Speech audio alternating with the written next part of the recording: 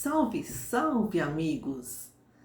A gente olha tanta coisa bonita na natureza, o canto dos pássaros, colorido dos pássaros, o mar, o vento, o barulho da cachoeira, as flores.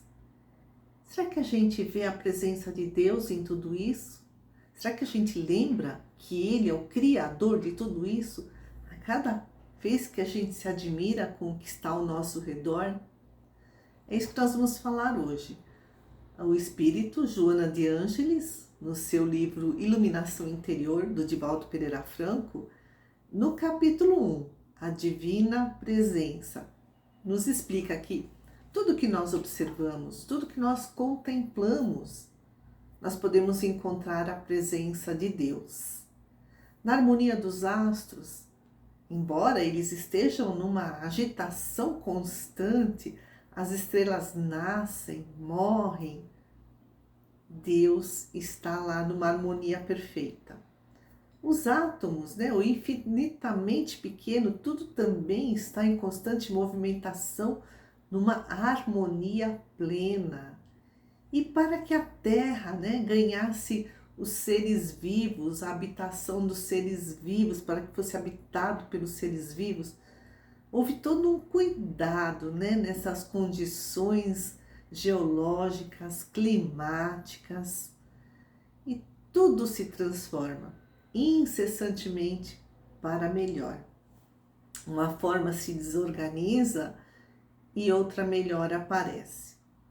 Até o desencarne, a morte, a decomposição se desorganiza, mas depois a vida ressurge. Não há silêncio nem vazio em lugar nenhum, em todo o universo. Tudo é uma sinfonia de incomparável beleza, vibrando, Essa sinfonia vibra em tudo. Essa sinfonia é a representação do psiquismo de Deus, nos ensina Joana de Ângeles. Deus, fonte vitalizadora que sustenta a ordem, que mantém o conjunto de tal forma que aquilo que é um aparente caos acaba se transformando numa estabilidade de forças, forças que até pareciam que opunham-se umas às outras, e os milênios se sucedem e tudo obedece uma fatalidade. Uma fatalidade que nos impulsiona para a frente. Nós estamos fadados à perfeição. Ninguém foge da lei do progresso. E Deus prossegue criando sem cessar. Tudo, todos obedecem aos planos de Deus. Tudo, numa harmonia total.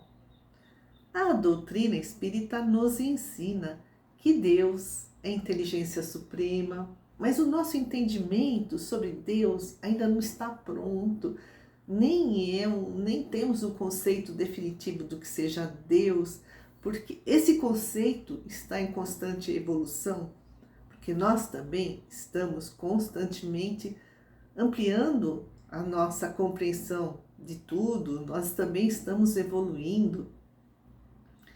O Espírito Mariano, pela psicografia do Chico Xavier, escreveu: há tanta leviandade em pedir definições absolutas de Deus. Isso é leviano,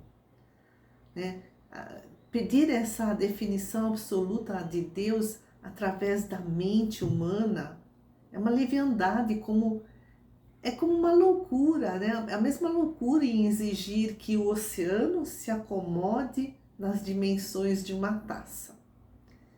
E o conceito de Deus foi se modificando ao longo do tempo. Vamos pegar lá a tradição judaico-cristã. Moisés, que trouxe os 10 mandamentos, que libertou os hebreus do domínio do Egito, no século 13 a.C., ele trouxe a ideia de um Deus voluntarioso que dita regras, que castiga. O tempo passou. No século 8 a.C., outros profetas surgiram, por exemplo, Oséias, também hebreu, profeta hebreu, E ele ensinou que, apesar de Deus ser severo, ele sabia perdoar os nossos erros. Deus é Deus de perdão.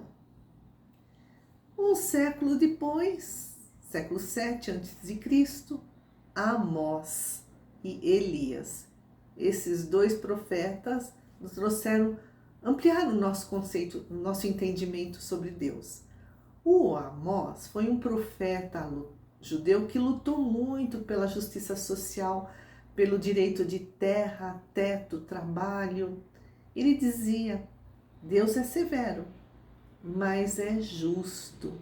Então ele trouxe aí o conceito de um Deus de justiça. E ainda nesse mesmo século, do profeta Isaías, um dos maiores profetas do Velho Testamento, compreendeu que o Deus, que eles chamavam de Jeová, não era só o Deus dos judeus, mas era o Deus de toda a humanidade, que Deus é único. E aí Jesus vem e fala que todos nós somos iguais perante Deus, Deus é amor. Aos poucos, Deus deixou de ser, o Deus de um só povo, de uma só religião, que comandava exércitos, que esmagava inimigos. Nessa nossa concepção, deixou de ser imprevisível, que castigava, que provocava medo, que controlava a vida das pessoas. Deus não vigia, não fiscaliza, não pune, não castiga. Deus não precisa de oferendas, de sacrifícios, de promessas. Deus não fica triste com nossos erros. Ele sabe que estamos aprendendo, evoluindo. Deus não concede privilégios. Emmanuel, Espírito Emmanuel, escreveu: Deus não tem prerrogativas nem exceções. E o Espiritismo nos ensina que Deus não é nem matéria, nem energia. Ele não tem uma forma definida, como alguns séculos atrás a Igreja trazia a ideia de um Deus antropomórfico, assim, semelhante ao ser humano. E também Jesus não é Deus. Deus não está no céu, Ele está em toda parte. Ele está no céu, mas também está em todo lugar. Deus está nos seres, mas não se confunde com os seres. Deus está nas coisas, mas não se confunde com as coisas. E André Luiz, Espírito, escreve: a presença divina constitui verdade perene. Até o silêncio da pedra fala em Deus. Se a gente, a partir de hoje, olhar uma pedra, vamos lembrar de André Luiz, lá também está Deus, Criador de tudo. Espírito Meimei, pela psicografia do Chico Xavier, nos ensina que o João Evangelista ficou muitos anos procurando uma expressão para definir Deus, até que por fim ele chegou à conclusão: Deus é amor. Agradecemos ao Deus Pai por nos ter criado, por nos ter dado a vida, por toda essa maravilha que é o nosso planeta, por toda a criação do universo, e glorifiquemos a Deus. Glória a Deus nas alturas e paz na terra aos homens de boa vontade. Obrigada, amigos.